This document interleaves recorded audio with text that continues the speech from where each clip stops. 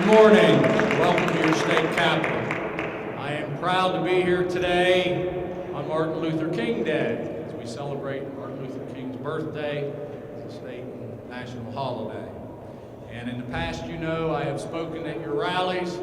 I've addressed you in several different capacities.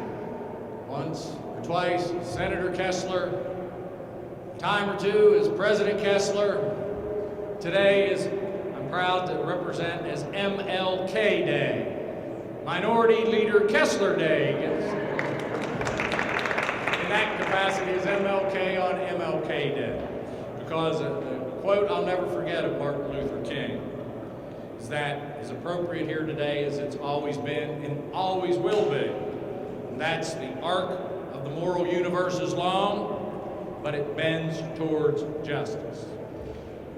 Which means, in simple words, that right prevails over wrong, and justice prevails in society if you keep on working every day to try to get that message out to your friends, your neighbors, and your colleagues. Because I believe, like you, that most people are good. And if given the choice of doing the right thing or the wrong thing, most of them do the right thing. You just need to point out to them daily, while right is wrong is wrong. You know, we've made a lot of progress over the years since I first started speaking. And there was enormous progress made again this year, 2014. As you know, by refusing the act, the United States Supreme Court has affirmed the repeal of DOMA, has affirmed as well the right of people to marriage regardless of sexual orientation in the state of West Virginia. And our own Attorney General, bipartisan nature, withdrew his appeal, withdrew his action and his opposition to that state challenge at the federal chambers, or the federal courts before Judge Chambers, permitting those in West Virginia to do what everyone else can do, is that's to marry whoever you love. So it's now legal to marry in 35 states, including the great state of West Virginia. But there's some ironies that you can't overlook by that step, by being able to marry.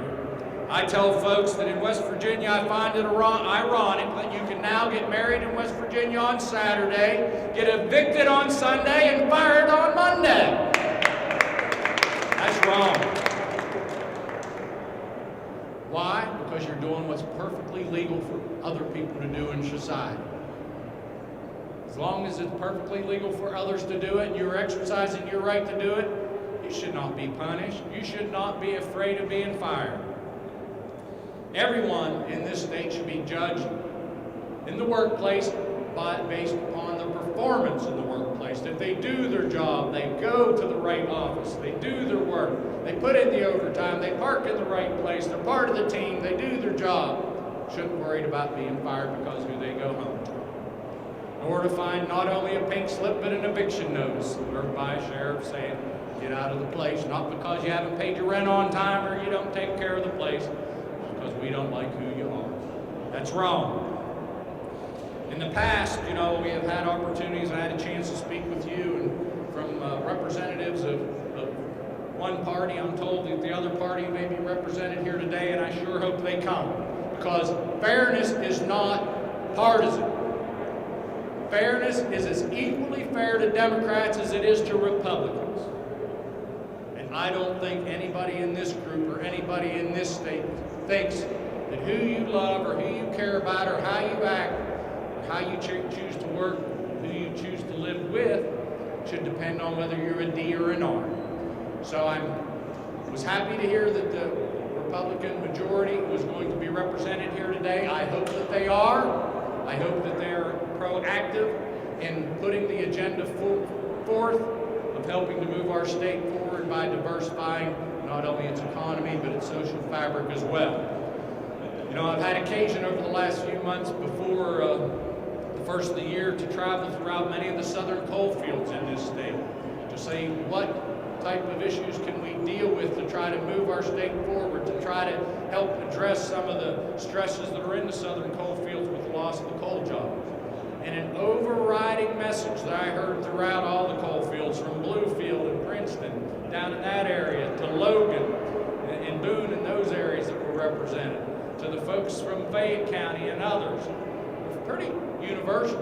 We need diversification to succeed. And I'm here to tell you diversification means not only in the economic diversification, but in the social fabrics of our state as well. Because if we're all the same, doing the same job, guess what? We don't move forward. We haven't, we won't. So I challenge the new majority to join with me, to join with you, to help take our state to the next level by diversifying its people, by welcoming all folks of all kinds, of all genders, of all orientations, to work together, to be accepted if you have one goal in mind, like me, that's to move West Virginia forward. Thank you very much for a chance.